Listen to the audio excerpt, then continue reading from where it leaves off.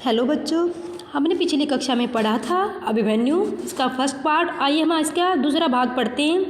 अभिमन्यु जब रथ का पहिया उठा लिया आता है तो दुर्योधन का जो पुत्र है उस पर टूट पड़ता, हमला करता है। इस पर अभिमन्यु ने भी पहिया फेंककर गदा उठा ली और दोनों आपस में भिड़ गए।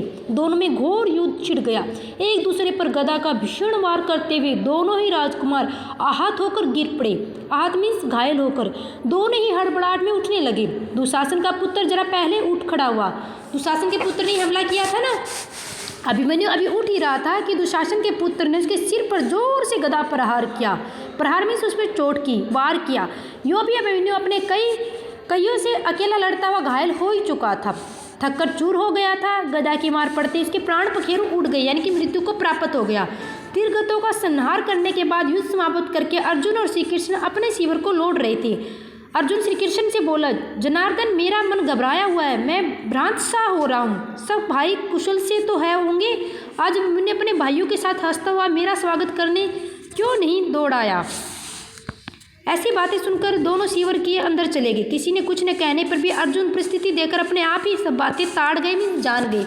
और तब उनसे रहा नहीं गया। सब कुछ जानने के बाद बुरी तरह बिखरने लगे, यानी कि रोने लगे। कृष्ण की बातें सुनकर अर्जुन कुछ शांत हुआ और अपने इस वीर पुत्र की मृत्यु का सारा हाल जानना चाहा। उसके पूछने पर युधिष्ठिर ने कहा, मैंने अभिमन्यु से कहा था कि चक्कर व्यूह को तोड़कर भीतर प्रवेश करो, हमारे लिए रास्ता बना दो। हम तुम्हारा अनुसरण करते, पीछा करते व्यूह में, यानी कि घेरे में प्रवेश करेंगे। मेरी बात मानकर वीर अभिमन्यु इस अभेद्य, जिसको भेदा न जा सके, व्यूह यानी घेरे को तोड़कर अंदर घुस गया। हम भी उसी के पीछे पीछे चल पड़े। हम अंदर घुसने ही वाले थे कि पापी जयद्रथ ने हमें रोक लिया। बड़े ही चतुरता से, यानी कि चतुराई से टूटे ही व्यूह को फिर से ठीक कर दिया। हमारे लाख प्रयत्न करने पर भी जयद्रथ ने हमें प्रवेश नहीं करने दिया। इसके बाद हम सब बाहर रह गए और कई महारथियों ने एक साथ मिलकर उस अकेले बालक को घेर लिया और मार डाला। युधिष्ठिर की बात पूरी भी न हो पाई कि अर्जुन आहत स्वर में, दुखी स्वर में बोला, हाँ बेटा, कहकर मूर्छित होकर गिर पड़ा। मूर्छित मीन्स बेहोश। चेत आने पर वह होश आने पर उठा और दृढ़तापूर्वक बोला, जिसके कारण मेरे प्रिय पुत्र की मृत्यु हुई, जयद्रथ को मैं कल सूर्यास्त होने से पहले वध करके रहूंगा। ये मेरी प्रतिज्ञा। यह कहकर अर्जुन ने गांडीव पर जोर से टंकार की। सिंधु देश के सुप्रसिद्ध राजा वृक्ष के पुत्र जयद्रथ को जब अर्जुन की प्रतीक्षा का यह हाल मालूम हुआ तो वह दुर्योधन के पास गया और बोला, मुझे युद्ध की चाह नहीं है, मैं अपने देश जाना चाहता हूँ। यह सुनकर दुर्योधन ने उसे धीरज बंधाया और बोला, सेनाओं आप भय न करें, मेरी सारी सेना आपकी रक्षा करने के लिए नियुक्त की जाएगी, आप निशंक रहे। दुर्योधन की इस प्रकार आग्रह करने पर जयद्रथ ने उसकी बात मान ली। सवेरा हुआ। शस्त्रधारियों में श्रेष्ठ आचार्य द्रोण ने सेना की व्यवस्था करने में ध्यान दिया। युद्ध के मैदान में 12 मील की दूरी पर जयद्रथ अपनी सेना और रक्षकों के साथ रखा हुआ था, यानी कि जयद्रथ उनसे 12 मील की दूरी पर था वहाँ पे युद्ध के मैदान।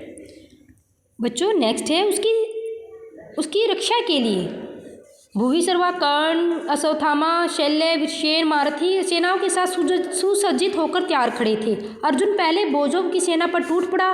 कृतवर्मा और सुदक्षिण पर एक साथ हमला करके वे उनको परास्त करके उन पर टूट पड़ा। जोरों की लड़ाई छिड़ गई। श्रुता युद्ध के घोड़े मारे गए।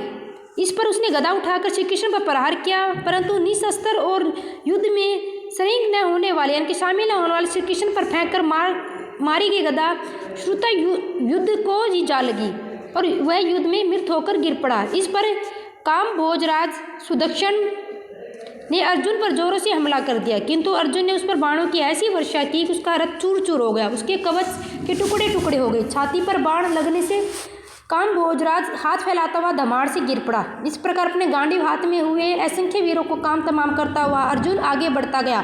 कौरव सेना ने समुद्रों को चीरता हुआ अंत में उस जगह पर जा पहुंचा जहाँ पर जयद्रथ अपनी सेना के साथ खड़ा हुआ था। कौन पहुंच जाता है? अर्जुन, कौरव सेना को चीरकर जयद्रथ के पास। अर्जुन का रथ जयद्रथ की ओर जाते हुए देखकर दुर्योधन चिंतित और दुखी हुआ। जयद्रथ की रक्षा के लिए नियुक्त वीरों ने जब यह सुना तो उनके दिल में एक बारगी दहल उठे। भूमि सर्वा, कर्ण, वृषसेन, शल्य, अश्वत्थामा, जयद्रथ आदि 8 महारथी अर्जुन का मुकाबला करने को तत्पर हो उठे, यानी कि तैयार हो गए जब अर्जुन उनकी तरफ बढ़ा है। तो बच्चों आज हमने पढ़ा ये पाठ, तो आप इसको रीडिंग करना। ओके।